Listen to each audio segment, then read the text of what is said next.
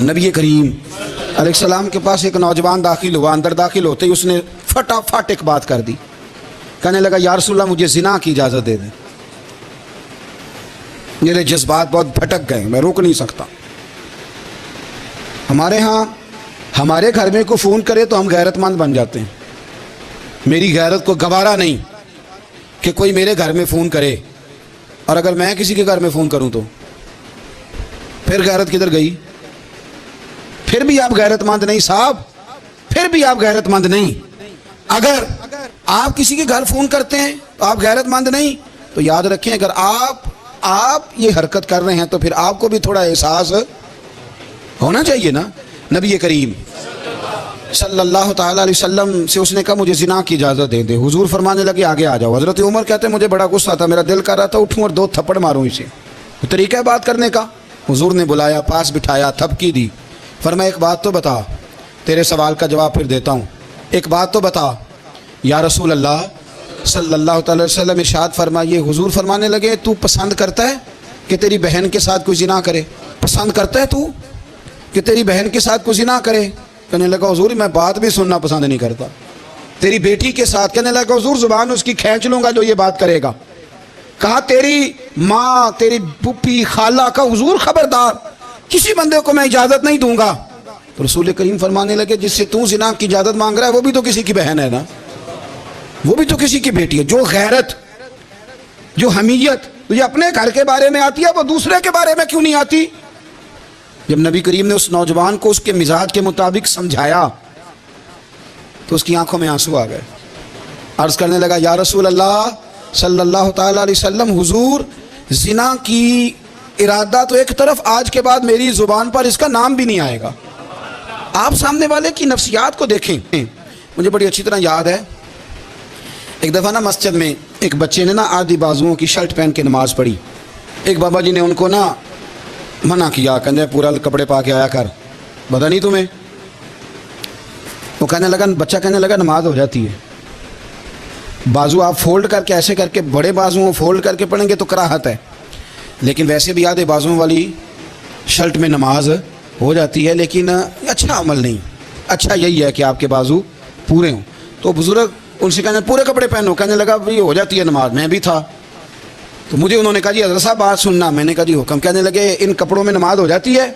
میں نے کہا جی ہو جاتی ہے۔ کہنے لگتا ہے منڈا چودھریاں دا ہے، منڈا لگتا ہے چودھریاں دا ہے۔ فٹافٹ اسی وقت انہی پیروں پہ میں کہا جی ہے واقعی چودھریاں دا بچہ، لیکن مسئلہ یہ ہے کہ دین چودھری کے لیے بھی وہی ہے اور غریب کے لیے بھی۔ تو آپ اس بچے بیچارے کو اندر آنے تو دیں، اس کو مسجد میں داخل ہونے دیں، انشاءاللہ کپڑے بھی ٹھیک پہن کے آ ہی جائے گا۔ لیکن ہم نے تو ذہن بنا لیا ہے کہ ہم نے اپنی مرضی کے مطابق لوگوں کو قابو کرنا ہے۔ ہم لوگوں کی ذہن کے مطابق اترنے کو تیار نہیں، بس سارے میرے مطابق چلیں۔ یہ تو بات کو پیشوا کرے گا، مقتدا کرے گا، وہ بھی سمجھائے گا۔ رسول کریم علیہ الصلوۃ والسلام لوگوں کو جبرن نہیں جھکاتے تھے، حضور دلائل دیتے تھے۔ نوجوان بچوں کو موقع دیں، انہیں سمجھائیں، انہیں قائل کریں، ان سے پیار کریں، ان کی نفسیات کو سمجھیں، اس کے مطابق ان کے ساتھ آپ ڈیل کریں، پھر آگے بڑھیں۔ عورتوں کے بارے میں میرے نبی کریم علیہ السلام نے بڑی نصیحت فرمائی ہے۔ محبوب کریم فرمانے لگے عورت ٹیڑھی پسلی سے پیدا کی گئی ہے، سیدھا کرنا چاہو گے ٹوٹ جائے گی، کہ جیسی ہے اس کے ساتھ ویسے ہی گزارا کرو، اس کی نفسیات کو سمجھ جاؤ۔ عورت تھوڑا سا چاہتی ہے کہ وہ کھانا پکائے تو اس کی تعریف کر دی جائے، تو بھائی کھڑی ہے صبح سے باورچی خانے میں، 2 لفظ بولنے میں کوئی حرج ہے؟ اور اگر کبھی نمک زیادہ ہو بھی جائے تو کیا خیال ہے بیوی جان بوجھ کے زیادہ ڈالتی ہے؟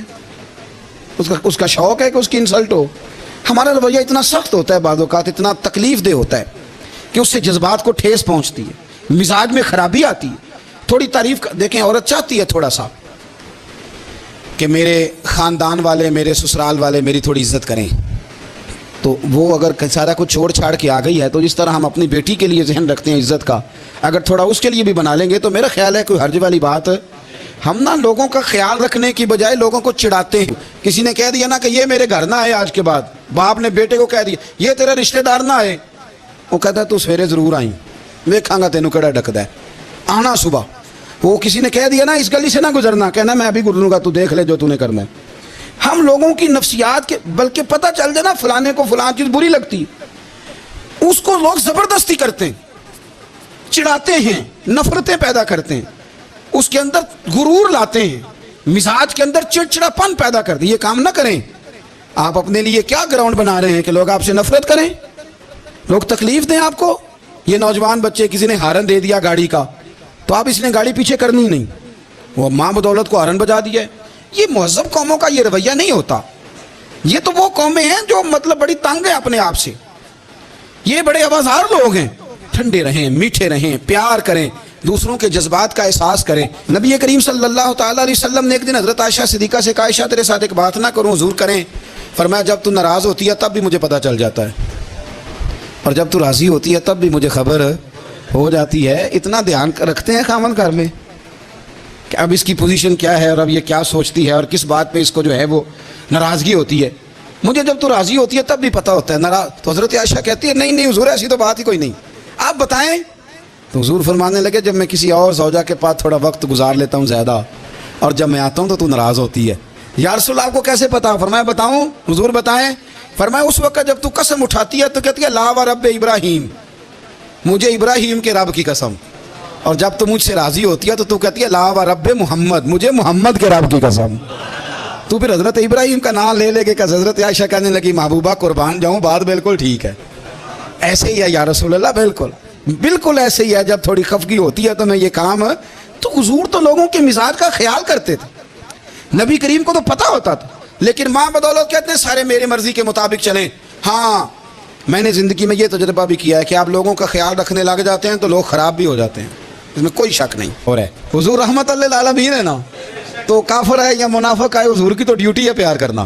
لیکن کافر کو تو چاہیے نا کلمہ پڑھے، منافق کو تو چاہیے نا مومن بنے. او بھائی میں نے کہا وہ بزرگ ہیں، ان کی ذمہ داری ہی پیار کرنا ہے، وہ جو بھی جائے گا اس سے. لیکن تو بتا تو نے پیار میں سے سیکھا کیا ہے، لیا کیا ہے، تیرے اوپر اثر کیا ہے. پیار کرنا شفقت کرنا اور ہے، یہ جملہ میرا یاد رکھنا. پیار کرنا کسی سے اور ہے اور اس سے راضی رہنا یہ بات اور ہے. کسی پر شفقت کرنا اور ہے اور اس بندے سے راضی رہنا یہ آپ دیکھیں کہ وہ راضی ہے آپ سے کہ نہیں. یہ خالی پیار ہے، خالی شفقت ہے. شفقت تو مجبوری ہے کرنی ہے. تو میرے عزیز یاد رکھیں نبی کریم تھوڑا تھوڑا خیال کرتے، دیکھتے بندہ اس کے مزاج کے مطابق. دیہاتی آتا تو حضور اس کا بھی خیال کرتے. حضرت ظاہر دیہاتی تھے، وہ آتے تھے ترکاریاں لے کے گاؤں سے. نبی کریم صلی اللہ علیہ وسلم پیار کرتے تھے. وہ کئی دفعہ عجیب و غریب باتیں بھی کرتے تھے، حضور محبت سے پیش آتے تھے. ہم لوگوں کا ذہن نہیں سمجھتے کہ بندہ کس قسم کا ہے.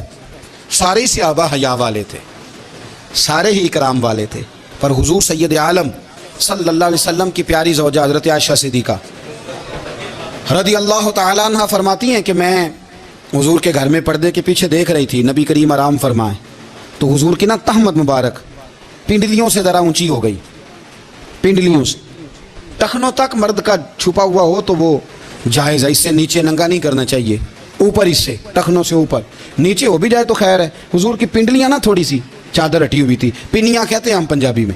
پنڈلیوں سے ذرا چادر ہٹ گئی، حضور لیٹے رہے آرام فرما رہے. فرماتی ہیں باہر دستک ہوئی. حضور نے فرمایا کون ہے؟ عرض کی ابو بکر صدیق ہوں یا رسول اللہ، اجازت ہو تو حاضر ہو جاؤں. حضور نے فرمایا آ جاؤ. کہتے ہیں حضور لیٹے رہے، حضرت ابو بکر آئے، بات چیت ہونے لگی. تھوڑی دیر کے بعد پھر دستک ہوئی. کون ہے دروازے پہ؟ یا رسول اللہ عمر بن خطاب ہوں. فرمایا آ جاؤ. آ گئے، بات چیت ہوتی رہی. تھوڑی دیر کے بعد عثمان غنی آئے. یا رسول اللہ آ جاؤں. فرمایا عثمان ذرا ٹھہر. حضرت عثمان ٹھہر گئے. نبی کریم اٹھ کے بیٹھے، چادر مبارک پنڈلیوں کے گرد لپیٹی.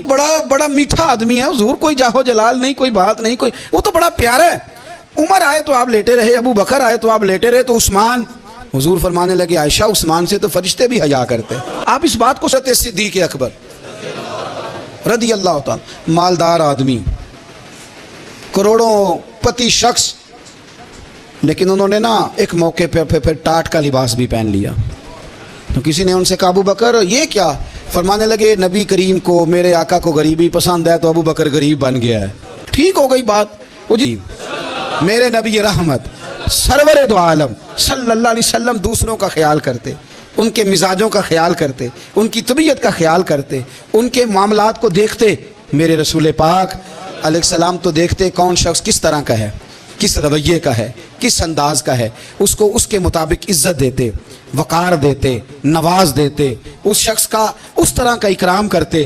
میرے نبی کریم صلی اللہ علیہ وسلم فرماتے ہیں میں نے معراج کی رات میں نے جنت میں ایک محل دیکھا، میرا دل کیا میں اندر سے جا کے دیکھوں، پر اس کے دروازے کے قریب گیا تو عمر فاروق کا نام لکھا تھا۔ فرماتے ہیں میں نے کہا عمر ذرا طبیعت کا سخت ہے، تو اس نے کہنا ہے قانون یہ ہے کہ پہلے اجازت لو پھر کسی کے گھر جاؤ۔ چلو ہم نہیں جاتے، عمر سے پوچھ کے چلے جائیں گے، گھر جو عمر کا ہے۔ نہیں، آپ کو سمجھ آئی میری بات کی؟ یار نہیں سمجھے؟ جن کے قدموں کے صدقے گھر ملا ہے، اگر وہ یہ خیال کرتے ہیں کہ سامنے والے سے پوچھ لینا چاہیے، نہیں آپ نہیں سمجھے۔ او بھائی، جن کے برکت سے وہ مکان ملا ہے، اگر وہ مزاج کا اتنا خیال رکھتے ہیں تو پھر مزاج رسول کا بھی تو خیال ہونا چاہیے نا۔